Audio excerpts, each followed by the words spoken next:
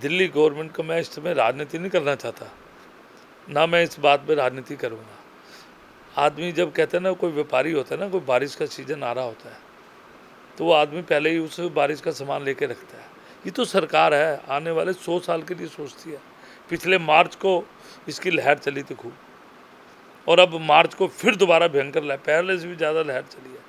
तो इनको सारी चीज़ें तय करके रखनी चाहिए थी, इसका इंतजाम करके रखना चाहिए था। आज जिस तरह से वैक्सीन के पीछे ये पड़े हुए लोग, आज वैक्सीन की कोई शॉर्टेज नहीं है, पूरा हिंदुस्तान वैक्सीन से भरा पड़ा है। और अपनी चीज़ को कोई ध्यान भटकाने के लिए दूसरे के ऊपर बात रखना, और आज जिस स्थिति को आज दिल्ली में हम लोग भुगत रहे हैं, मैं राजेश जी आपको ये कहना चाहता हूँ, बहुत भयानक स्थिति है।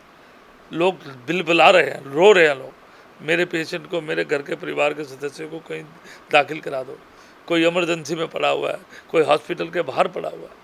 अब जिसके सामने अपना घर का व्यक्ति प्राण छोड़ता दिख रहा है, उसके दिल पे क्या बीतती होगी। आज पूरे देश में 36 राज्य हैं, एकमात्र राज्य दिल्ली जिसमें कि हर चीज़ ऑनलाइन है। कहाँ पर बेड हैं, कहाँ पर बेड नहीं हैं, कहाँ पर प्राइवेट हैं, कहाँ सरकारी हैं, कहाँ आईसीयू बेड हैं, कहाँ वेंटिलेटर हैं, कहाँ ऑक्सीजन है, कहाँ एम्बुलेंस हैं, सब चीज़ें ऑनलाइन हैं। और पूरा सरकारी तंत्र इस समय दिल्ली की जनता की सेवा में लगा हुआ है। सरकार का कोई इंतजाम नहीं।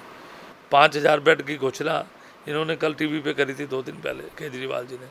मेरे को लगता है वो 500 बेड, 5000 बेड कोई फर्नीचर बुला के रखे होंगे, वही कह रहे होंगे। हॉस्पिटल में तो देखने के लिए भी एक जगह नहीं है। ये सब सिर्फ बातें हैं। अभी मैं आपको एग्जाम्पल दूंगा। हमारे पीके चांदला जी अभी कोरोना से वो ग्रस्त हो गए, एम्बुलेंस लेनी थी।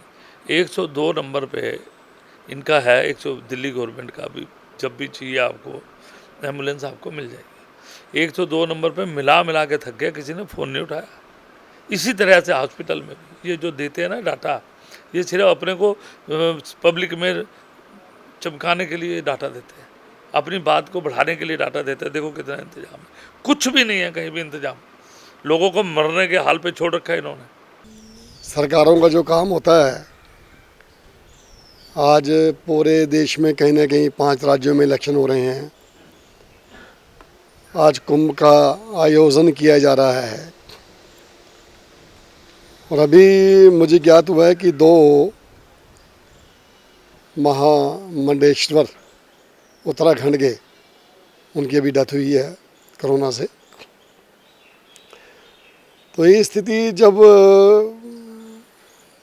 चुनाव अधिकारी को चाहिए था कि इस इलेक्शन को स्थगित करे, और देश को जब तक इलेक्शंस कोरोना की वेव ना थमे तब तक कोई एमएलए एमपी कुछ भी बने, उससे क्या फ़र्क पड़ता है। लेकिन कहीं ना कहीं उदासीनता, कहने के केंद्र सरकार या चुनाव अधिकारियों के द्वारा जो की जा रही है, और उसकी ही खामियाजा आज पूरे देश को भुगतना पड़ रहा है। आपको ध्यान होगा पीछे भी इन्होंने हाथ खड़े कर दिए थे, पहले जब कोरोना पीक पे था, भाई हमारे हाथ से ऊपर हो गए, इतने 1000 आदमी अगले हो जाएंगे। फिर हमारे देश के गृह मंत्री जी उतरे सड़कों पे, जब उन्होंने ऐसा भयावह अपने बयान दे दिए, लोगों में टेरर फैला दिया। जब अमित शाह जी उतर गए, हर हॉस्पिटल में गए, इसके बीच उनको भी कोरोना हो गया, लेकिन उन्होंने स्थिति को संभाला। 10,000 बेड राधा स्वामी सत्संग वालों के वहाँ लगवाए। इन्होंने डॉक्टर बुला के, जो इंडियन फोर्स के डॉक्टर हैं वो बुलाए दिल्ली में, इनको वेंटिलेटर दिए, इनको ऑक्सीजन किट दी, इनको आईसीयू के बेड बढ़ाए, फिर मामला उन्होंने संभाला। उसके बाद फिर ये मदद ले लेते हैं, फिर अपनी पीठ थपा देते हैं, अभी हम ये कर रहे हैं, देखो हम कर रहे हैं। अब ये स्थिति देखिए, ये सारी दिल्ली की जनता जानती है। जिस तरह से अभी शाह जी ने ये स्थिति को संभाला, डॉक्टर हर्षवर्धन ने स्थिति को संभाला, संभल गए। आज फिर वही इनका बुरा हाल हो रहा है, क्योंकि समय से पहले सोचना नहीं, सिर्फ बातें करना। और भगवान ने इनको एक कला दे रखी है, एक झूठ को बार बार बोलना, और पब्लिक ये समझ जाती है भी ये सच बोल रहा है। इस पर भगवान की एक कला है, लेकिन ये बार बार काट की हांडी बार बार नहीं चढ़ती। दिल्ली के 7 एमपी चुने हुए वो कहीं नजर नहीं आ रहे। कोई आईपीएल में व्यस्त है, कोई बंगाल के चुनाव में व्यस्त है। तो एक जब दिल्ली की जनता को सभी का साथ चाहिए था और सभी को इसमें मिलकर इस महामारी को भगाने के लिए अपना योगदान देना था, तो वहीं पर आज चुनाव हो रहा है। हमारे मनोज तिवारी जी वहाँ पर प्रचार कर रहे हैं, आईपीएल हो रहा है, वहाँ पर गौतम गंभीर जी अपनी कमेंट्री कर रहे हैं, और तमाम जितने हमारे बाकी 5 एमपी हैं उनका पता ही नहीं है कि वो कहाँ पर हैं। हम इसमें तू मैम की राजनीति पे नहीं बनना चाहते। कल हमारे प्रदेश अध्यक्ष जी ने भी सभी एमपीओ के साथ एक बैठक करी है। जितने भी निगम के स्कूल हैं उन्होंने घोषणा कर दी, जिस तरह से दिल्ली सरकार चाहे हमारे स्कूलों को वही इस्तेमाल करे, और हम कंधे से कंधे मिलाकर अपने सारे स्कूल वैक्सीनेशन के लिए, जिस चीज़ के लिए भी इनको इस्तेमाल करना है वो सारे स्कूल हम दे रहे हैं। भगवान के वजह स्थिति को संभालो, इस समय छोड़ दो पार्टी पॉलिटिक्स, गंदी राजनीति, दलदल गर्द राजनीति से ऊपर उठकर लोगों के समाज के काम में लगो। भगवान ने तो माफ़ नहीं करेगा हमारे को। अगर इस समय हम तू में पड़े रहेंगे, हम इस महामारी का, इस संकट का मिल के सामना कर सकते हैं। केजरीवाल जी, भगवान के वास्ते सच बोलो और समाज के लिए खड़े हो जाओ सड़कों पर। ये नहीं मैं घर बैठा रहूं और पब्लिक को मरने के लिए छोड़ दूं। इस बात को नोट कीजिए, नहीं तो आने वाली पीढ़ी भी हमारे को माफ़ नहीं करेगी। केजरीवाल जी, आज हमारा दायित्व है, हम सरकार में हैं और भगवान के वास्ते कोई झूठ ना बोलकर, सच बोलकर, सच का सहारा लेकर समाज के लिए, अपने लोगों के लिए कुछ भी कर पाएँ तो हम अपने आप को खुश नसीब समझेंगे। चाहे केंद्र सरकार हो, चाहे कोई मर सरकार हो, हम कतई भी उनसे सहयोग मांगने से पीछे नहीं हटेंगे। मेरी हाथ जोड़कर प्रार्थना है, हम ये मिलकर लड़ाई लड़ेंगे, जनता के साथ मिलकर लड़ाई लड़ेंगे। जो मोदी जी ने हमारे कहा है, हमारे देश के प्रधानमंत्री जी ने, मास्क जरूर डालिए। बच्चों को, ये ऐसी महामारी है, बच्चों पे भी ये अपना हाथ साफ कर रही है। ये महामारी बच्चों को भी लपेटे में ले रही है। बच्चों को बाहर मत निकलने दें, गेम खिलाएं उनको, घर पे बैठ के वो चिड़चिड़े भी ना बने। मास्क जरूर डालें, सोशल डिस्टेंस जरूर रखें, और कोई ज़रूरी काम हो तो बाज़ार में जाए, नहीं तो अन्यथा घर बैठे रहें। 1 आध महीने में ये बीमारी दूर हो जाएगी और फिर हम बाहर भी निकलेंगे। जान रहेगी तो हम बाहर निकलेंगे ना, अब जान ही नहीं रहेगी तो फिर हम बाहर कहाँ से निकलेंगे। तो इसलिए सरकार आपके साथ है, केंद्र सरकार आपके साथ है, ये मैं आपको विश्वास दिलाता हूँ। तो मेरी सभी से हाथ जोड़कर विनती है, अब पॉलिटिक्स करने का समय नहीं है। अब हमें एकजुट होकर दिल्ली की जनता की सेवा करनी है, और उस सेवा में हम, आज की डेट में मुख्यमंत्री ने बिल्कुल साफ कहा है कि हम हर हद तक। नमस्कार दोस्तों, आज दिल्ली में लॉकडाउन है और अभी हमने देखा कि किस तरह से भाजपा और हमारे जो एमएलए साहब शिवचरण जी हैं, उनके किस तरह के विचार हैं आज दिल्ली के हालात को लेकर। तो रविंदर जी, मैं सबसे पहले आपसे जानना चाहूँगा कि जिस तरह से कोरोना एकदम से दिल्ली के अंदर बढ़ा है और भाजपा नेता जिस तरह से कह रहे हैं कि तैयारियाँ नहीं थी, और तो आपका क्या कहना है इस विषय पर कि दिल्ली में मतलब जो हालात एकदम से बिगड़े हैं उसको लेकर आपका क्या कहना है? देखिए, दिल्ली में हालात बिगड़ने का मुख्य कारण ये रहा कि जो तैयारियां हमारी होनी चाहिए थी वो नहीं हो पाई समय से। और इसमें मैं ये नहीं कहता कि किसी एक पार्टी का विशेष का या उन्होंने कोई ऐसा जानबूझकर के करने की कोशिश करी है, लेकिन कहीं लापरवाहियां होने के कारण इस तरीके की स्थिति उत्पन्न हुई है। जिस तरीके से हमें मालूम है कि पहले से रिसर्च हैं, स्टडी हैं, डॉक्टर्स ने बहुत रिसर्च करके कुछ बुक्स लिखी हुई हैं, उन बुक्स को पढ़ने के बाद हमें नज़र आता है कि इसकी सेकंड वेव अवश्य आएगी और सेकंड के बाद थर्ड वेव भी आएगी। और उस किताबों में, लिटरेचर में ये भी लिखा था कि जो सेकंड वेव आएगी वो इससे ज़्यादा खतरनाक होगी और उसमें मल्टीप्लिकेशन है इनका, मुटेशन का, वो ज़्यादा होगा। तो इसमें जो मुटेशन है, जो स्ट्रेन आया है, वो बहुत ज़्यादा स्ट्रेन वाला मुटेशन आया हुआ है। तो उस स्थिति के हिसाब से इन्होंने कोई तैयारी नहीं की। मैं ये नहीं कह रहा कि दिल्ली सरकार की बात है, और भी राज्य सरकारों ने लापरवाही की है जिसके कारण आज स्थिति भयावह उत्पन्न हो गई है। तो रविंदर जी, युवाओं और बच्चों में भी काफ़ी तेज़ी से कोरोना फैल रहा है, तो इसके बारे में आप क्या कहेंगे? देखिए, जैसा मैंने अभी आपको बताया कि ये स्टडीज़ हैं, पहले रिसर्च हमारे साइंटिस्ट हैं, उन्होंने इसमें रिसर्च किया था कि भाई आगे क्या हो सकता है। उसमें उन्होंने बताया था कि जो सेकेंड वेव आएगी उसके अंदर कम उम्र वालों को, यंग को, बच्चों को भी ये कोविड जो है कॉन्टैक्ट हो सकता है। तो उसके लिए हमें तैयारी पहले से करनी चाहिए थी। हम क्या हुआ कि सरकारें भी और आम जनता भी, नागरिक भी, सभी की मैं कह रहा हूँ, इसमें कोई एक पक्ष दोषी नहीं है, सब है पर रविंद्र कि जब जी- थोड़ा सा सुधार हुआ तो सब ने अपना अपना काम चालू कर दिया, कोई सावधानियां छोड़ दी, उसमें परेशानी हुई है। साल से लोग परेशान भी थे रविंद्र जी, फिर सरकार भी एकदम से क्या करे, क्योंकि एकदम से काम धंधे काफ़ी टाइम बाद खुले थे, लोगों ने फैक्ट्रियों में जाना चालू किया था, फैक्ट्रियों में वर्कर्स जो है वो नियमित 2-3 महीने से ही आने चालू हुए थे। तो अब क्या कहेंगे, एकदम से लॉकडाउन, क्या जैसे दिल्ली में तो सैटरडे संडे का है और बाकी राज्यों में शायद संडे तक पे अभी सीमित है, तो ये कभी अभी आने वाले समय में बढ़ सकता है, या आपके हिसाब से ये महीने 2 महीने में कंट्रोल हो जाएगा इसका? देखिए, जो आंकड़े आ रहे हैं उनसे तो ये लगता है कि जैसे हम टेस्टिंग कर रहे हैं और संक्रमित लोगों की संख्या रोजाना आ रही है, आप देख रहे हैं कि 15-17 हज़ार 20 हज़ार तक ये संख्या आ रही है।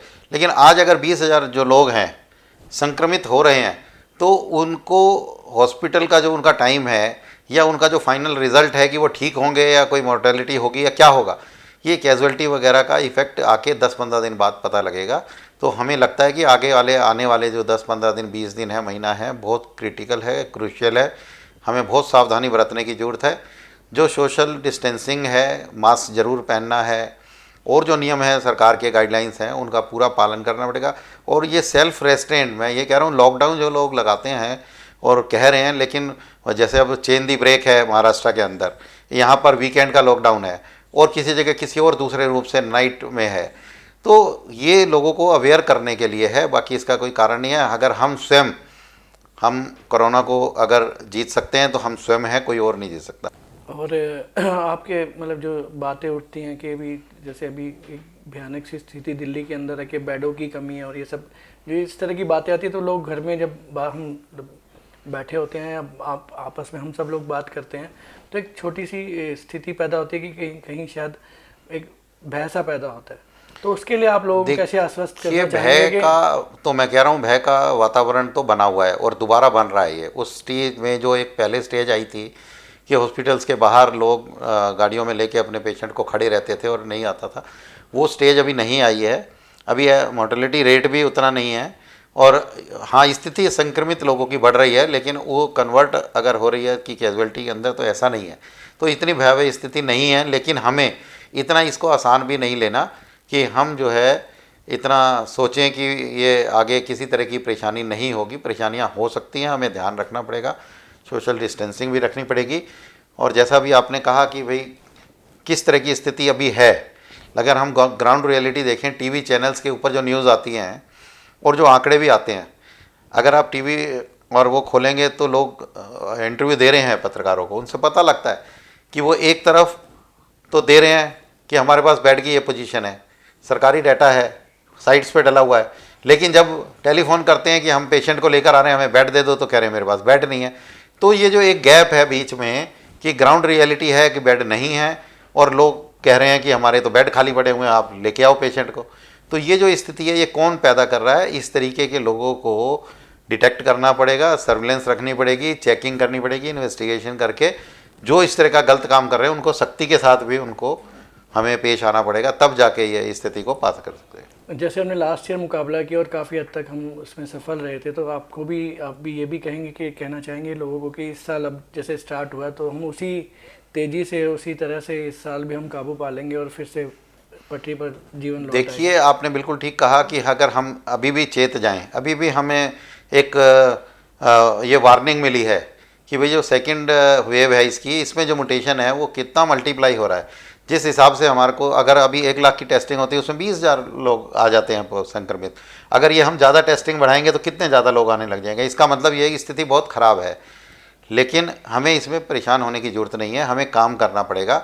जिस तरीके से हमने फर्स्ट वेव के बाद थोड़ी लापरवाही दिखाई बीच में, और सेकंड वेव आते आते हम वो तैयारियां नहीं कर पाए जिन तैयारियों की वजह से आज ये स्थिति बनी है। तो मेरे को कहना है, ना केवल दूसरी वेव की स्थिति को हमें कंट्रोल करना है, लेकिन जो भविष्यवाणी हमारे साइंटिस्टों ने की है कि तीसरी वेव भी आने वाली है और वो कम उम्र के लोगों को भी होगा, ऐसा हो सकता है, संभावना व्यक्त की गई है। तो उस संभावना को भी हमें हल्के में नहीं लेना है और हमें अपने राज्यों में, सारे केंद्र में अपने तारतम्य स्थापित करके कोऑर्डिनेशन के द्वारा एक ऐसी पॉलिसी बनानी पड़ेगी जिसमें हमारी चिकित्सा सेवाएं हैं, लोग हैं, वॉलंटियर्स हैं, nurse, medical staff, paramedical staff, इन सब की स्थिति हमें जो है ज़्यादा करनी पड़ेगी, ताकि आने वाले समय में हम उस स्थिति को कंट्रोल कर पाएँ।